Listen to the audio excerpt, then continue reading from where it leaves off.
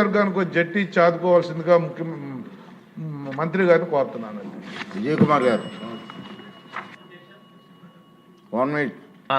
అధ్యక్ష, ధన్యవాదాలు అధ్యక్ష. మాది రాంబిల్లిలో వార్డ్ నర్సాపురం, కొత్తపట్నం అని 2 గ్రామాలు ఉన్నాయి అధ్యక్ష. దీనికి నేవల్ ఆల్టర్నేటివ్ బేస్ అక్కడ కట్టారు అధ్యక్ష. ఇది మేము డెఫినెట్గా స్వాగతిస్తాం, ఎందుకంటే ఇది నేషనల్ సెక్యూరిటీకి సంబంధించింది. కాకపోతే అక్కడ ఉన్న మత్స్యకారులకి ఎప్పుడైతే బేస్ ఇస్తానన్నారో ఆ రోజు ఎన్ఏఓబి డిపిఆర్లో ఎన్ఏఓబి దీంట్లో కూడా అగ్రీ చేశారు అధ్యక్ష. ఒక జట్టి ఇస్తాను, ఫిషింగ్ జట్టి ఇస్తాను, ఎందుకంటే వాళ్ళ జీవనోపాధి కోసమని. తర్వాత అక్కడ ఫీజిబిలిటీ లేదు ఆ పర్టికులర్ ఏరియా అన్నారు. ఇంకో పక్క పూడిమడక జట్టి అధ్యక్ష, చాలా ఇంపార్టెంట్ అధ్యక్ష. ఇది కనీసం ఇక్కడి నుంచి పూడిమడక జట్టి అన్న ఇస్తారనుకుంటే పూడిమడక జట్టీకి 385 కోట్లు అగ్రీ అయిపోయారు, అంతా అయిపోయింది, కాంట్రాక్టర్ వచ్చారు, అన్ని వచ్చిన తర్వాత కూడా మళ్ళా దాన్ని తగ్గించాలని చెప్పి మళ్ళా డిపిఆర్ సబ్మిట్ చేసి 125 కోట్లకి తగ్గించి ఈరోజు పూర్తిగా ఏం జరుగుతుందో ఏమవుతుందో కూడా తెలియదు, దాన్ని అలాగా పెండింగ్ పెట్టేశారు అధ్యక్ష. ఇది అప్రూవ్డ్ అయిపోయిన జట్టి, అప్రూవ్డ్ అయిన తర్వాత కాంట్రాక్టర్ ఫిక్స్ చేశారు, కాంట్రాక్టర్ వచ్చి పనులు స్టార్ట్ చేశాడు, కానీ ఈరోజు అది ఏమవుతుందో కూడా తెలియని పరిస్థితి అధ్యక్ష. ఇది వాస్తవానికి మొత్తం మా నియోజకవర్గంలో ఉన్న పూడిమడక, వార్డు రాంబిల్లి, వార్డు నర్సాపురం, కొత్తపట్నం ఈ మత్స్యకారులందరూ ఈరోజు వాళ్ళ జీవనోపాధి అగమ్యగోచరంగా తయారైంది అధ్యక్ష. దయచేసి దీని మీద మంత్రి గారు తగు నిర్ణయం తీసుకొని ఇమీడియట్ గా దాన్ని మళ్ళీ రెజ్యూమ్ చేసి ఇమీడియట్ గా స్టార్ట్ చేయాలని కోరుకుంటున్నాను అధ్యక్ష.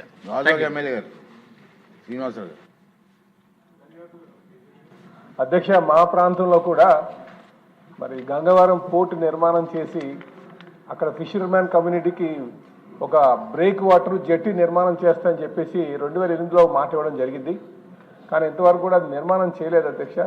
అంటే జట్టి అన్నది కొంచెం వ్యయంతో కూడుకుంది కనుక మేము రిక్వెస్ట్ చేసేది గ్రోయిన్ బ్రేక్ వాటర్ నిర్మాణం చేస్తే అక్కడ ఉన్నటువంటి ఫిషర్మ్యాన్కి సులభతరంగా ఉంటుంది అధ్యక్ష. దయచేసి అది ఏదైతే గవర్నమెంట్ ఆ రోజుల్లో మాట ఇచ్చిందో దాన్ని త్వరితగతిన చేయాల్సిందిగా కోరుతున్నాం అధ్యక్ష.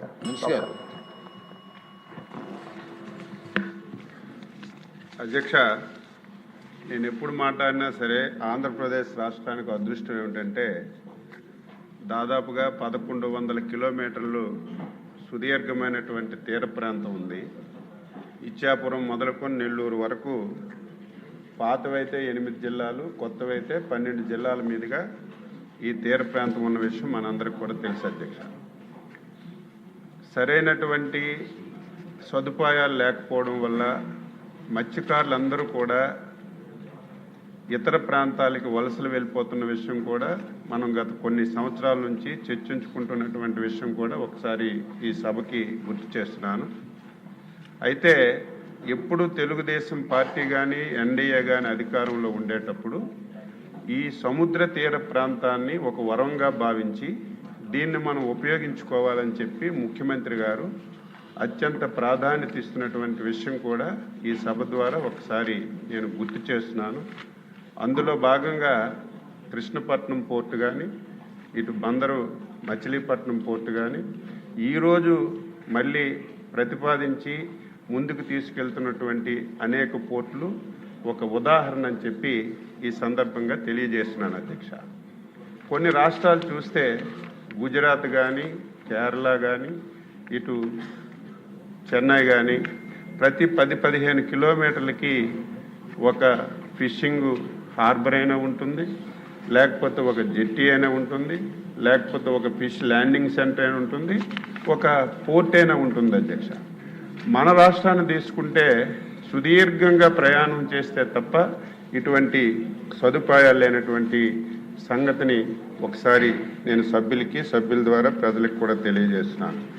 అందుకే ఈ ప్రభుత్వం మన వచ్చిన తర్వాత దీన్ని అత్యంత ప్రాధాన్యతగా తీసుకొని ఎట్టి పరిస్థితుల్లో ఈ రాష్ట్రంలో మత్స్య సంపద విపరీతంగా ఉంది. మత్స్య సంపదని పట్టుకోవడానికి మత్స్యకారులకి అన్ని సదుపాయాలు కల్పించాలని చెప్పి ఒక నిర్ణయం తీసుకొని ముందుకెళ్తున్నటువంటి విషయం ఈ సందర్భంగా సభ్యులకు తెలియజేస్తున్నాను. అందులో భాగంగా అధ్యక్ష, మొదటి విడతలో జవ్వలదిన్ని, ఉప్పాడ, మచిలీపట్నం, నిజాంపట్నం ఫిషింగ్ హార్బర్లన్నీ కూడా నిర్మాణంలో ఉన్నాయి, తుది దశకు చేరుకున్నాయి. వీలైనంత తొందరగా కంప్లీట్ చేసి అవి ప్రారంభం కూడా చేస్తామని చెప్పి తెలియజేస్తున్నాను. రెండవ దశలో ఇప్పుడే విజయ్ కుమార్ గారు చెప్పినట్టుగా గత ప్రభుత్వంలో బుడగట్లపాలెం, పూడిమడక, కొత్తపట్నం, అదేవిధంగా ఓడరేవుల్లో ఇంకొక 5 ఫిషింగ్ హార్బర్లు కట్టడానికి చివరి సంవత్సరంలో నిర్ణయం తీసుకున్నారు అధ్యక్ష. అయితే సభ్యులు ఇప్పుడే చెప్పారు, టెండర్లు ఇచ్చారు, పనులు ప్రారంభించారు, మళ్ళీ ఇప్పుడు ఆగిపోయారు. అధ్యక్ష, ఫిషింగ్ హార్బర్ కట్టడానికి ఎంత అవసరం ఉంటుందో అంత అమౌంట్ కాకుండా ఆ రోజు కాంట్రాక్టర్లకి కట్టబెట్టడానికి, ఆ రోజు ఉన్నటువంటి పెద్దలందరూ దానిలో దోపిడీ చేయడానికి అవసరం దానికంటే 3 వంతులు ఎక్కువగా ఎస్టిమేషన్స్ వేసి టెండర్లు పిలిచి మొబిలైజేషన్ ఇచ్చి మొత్తం నాశనం చేసిన విషయం కూడా ఈ సందర్భంగా సభ్యులకి నేను తెలియజేస్తున్నాను. నేను అయిన వెంటనే ముఖ్యమంత్రి గారు రివ్యూ చేస్తే ఈ 4 ఫిషింగ్ హార్బర్లు కూడా తొందరగా కట్టాలి. అందులో ముఖ్యమంత్రి గారు గత సంవత్సరం ఏదైతే మనం మత్స్యకారులకి 2 మాసాల్లో ఏదైతే పని లేనటువంటి సమయానికి 10,000 నుంచి 20,000 ఇచ్చాం, ఆ సందర్భంలో మా జిల్లాలో హెచ్ఎల్ నియోజకవర్గం బుడగట్లపాలెం కూడా ఆ కార్యక్రమం ప్రారంభించారు. అక్కడ కూడా స్పష్టంగా హామీ ఇచ్చారు. నేను వచ్చిన తర్వాత మళ్ళీ ఇవన్నీ రివైజ్ చేశాను. బుడగట్లపాలెం కానీ, పూడిమడక కానీ, కొత్తపట్నం కానీ, ఓడరేవు కానీ, విశాఖపట్నం, కాకినాడ ఇవన్నీ చేశాం. అన్నీ కంప్లీట్ అయ్యాయి. 2-3 రోజుల్లోనే మళ్ళీ టెండర్లు పిలిచి తప్పనిసరిగా 1-2 మాసాల్లో మీ అందరి సమక్షంలో మళ్ళీ ఇవన్నీ శంకుస్థాపనలు చేసి వీలైనంత తొందరగా ఇవన్నీ కూడా పూర్తి చేస్తామని చెప్పి ఈ సందర్భంగా తెలియజేస్తున్నాను అధ్యక్ష. దీంతో పాటుగా విశాఖపట్నం హార్బర్ అధ్యక్ష చాలా పురాతనమైనటువంటి హార్బరు. ఈ హార్బరు ది వర్స్ట్గా తయారైంది. అక్కడికి వెళ్తే కనీసం ఉండడానికి కూడా మనకు అవకాశాలు లేనటువంటి పరిస్థితి. దీన్ని కూడా విశాఖపట్నం పోర్ట్ అథారిటీ వారి సహాయంతో ఈరోజు కేంద్ర ప్రభుత్వం ఇస్తున్నటువంటి ప్రధానమంత్రి మత్స్య సంపద యోజనని కలిసి దాదాపుగా 178 కోట్ల రూపాయలతో విశాఖపట్నం హార్బర్ కూడా ఒక అధునాతనమైనటువంటి హార్బర్గా తయారు చేయడానికి నిర్ణయం తీసుకున్నాం. పనులన్నీ జరుగుతున్నాయి. అది కూడా తొందరగా కంప్లీట్ చేస్తాం అధ్యక్ష. అదేవిధంగా కాకినాడ ఫిషింగ్ హార్బర్ కూడా తప్పనిసరిగా డెవలప్ చేస్తున్నాం. దాన్ని కూడా మళ్ళీ మోడరేట్గా తయారు చేయడానికి నిర్ణయం తీసుకున్నాం అధ్యక్ష. నేను సభ్యులందరికీ ఒకటే తెలియజేస్తున్నాను. ముఖ్యంగా ఈ క్వశ్చన్ ముత్యాలంపాలెంకి వచ్చింది. ఇది డిపిఆర్. ఏదైనా ఒక హార్బర్ నిర్మించాలన్నా, ఒక జెట్టి నిర్మించాలన్నా, ఒక ఫిష్ ల్యాండింగ్ నిర్మించాలన్నా దానికి కొంత ప్రొసీజర్ ఉంటుంది అధ్యక్ష. దానికి సిఐసిఎఫ్ వారు ఒక టీముకు పంపిస్తారు. ఆ ప్రాంతంలో మొత్తం సర్వే చేస్తారు. అక్కడ జెట్టి కట్టడానికి ఫీజిబిలిటీ ఉందో లేదో వాళ్ళు రిపోర్ట్ ఇస్తారు. రిపోర్ట్ ఇచ్చిన తర్వాతే మనం దాన్ని ప్రాసెస్ చేయవలసినటువంటి అవసరం ఉంది. ముత్యాలంపాలెంలో ఈరోజు హార్బర్ నిర్మించడానికి అనుకూలమైనటువంటి ప్లేస్ అని స్పష్టంగా మాకు రిపోర్ట్ కూడా వచ్చింది.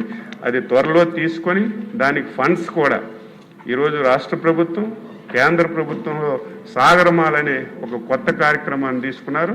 ఈ రెండింటిని టైఅప్ చేసి ముఖ్యమంత్రి గారి దృష్టిలో పెట్టి దీనికి కూడా మంజూరు చేసి వీలైనంత తొందరగా ఆ ప్రాంతంలో ఆ మత్స్యకారులకి చిరకాలంగా ఉన్నటువంటి సమస్యని పరిష్కరించడానికి ఈ రాష్ట్ర ప్రభుత్వం చిత్తశుద్ధితో పనిచేస్తుందని సభ్యులకి, సభ్యుల ద్వారా ఆ ప్రాంత ప్రజలకి, రాష్ట్ర మత్స్యకారులందరికీ తెలియజేస్తున్నాను అధ్యక్ష.